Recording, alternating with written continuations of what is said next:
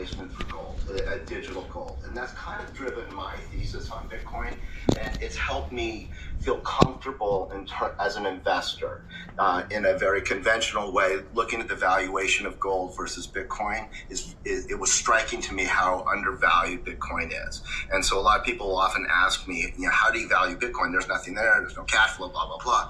But I think that juxtaposition to gold is so compelling and makes so much sense, especially as it is such an appealing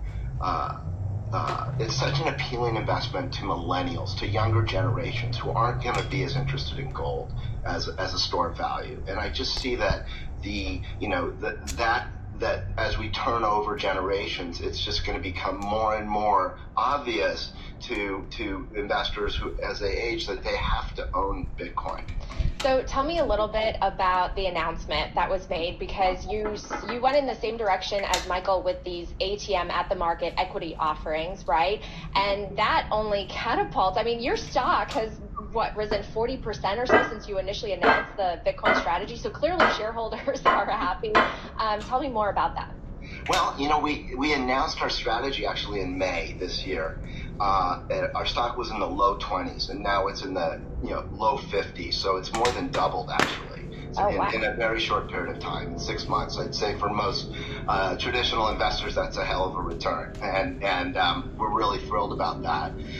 When we started buying Bitcoin in May, we decided to go all in. We used most of our cash to buy Bitcoin relatively quickly. We thought it was a great price, and we were wrong. Bitcoin went down a lot. I think the day we finished buying, the Mt. Gox distribution announcement came out, and we were like, wow, we have really bad timing. And I think that is a critical factor, right? When other companies think about this, we took a drawdown. We lost $5 million on paper, and it's kind of jolting for a board that's, whoa, we never really experienced that on our balance sheet with what we're doing with our treasury reserves.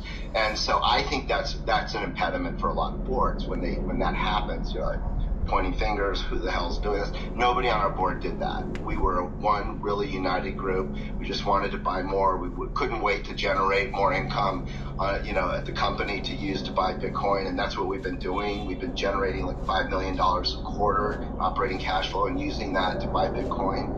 We're now using our ATM. That's what we announced today, that we had been using our ATM to purchase we purchased 21.5 million more of Bitcoin. We now own 1,273 Bitcoin, and our cost was around $89 million. We made about $25 or plus million buying Bitcoin in 6 months. That's almost $4 a share for us. Plus our medical business generates a decent amount of cash. So when we look at that, we're wow, we really generated a lot of value. We're optimizing shareholder value.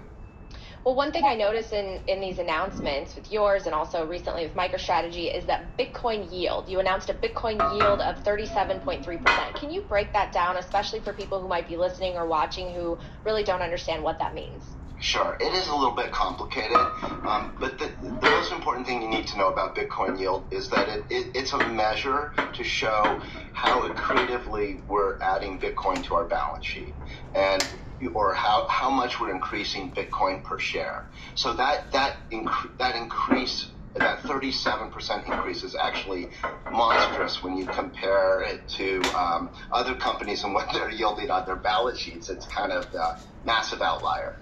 And so when you see that number, and hopefully it gets even better, we'll see.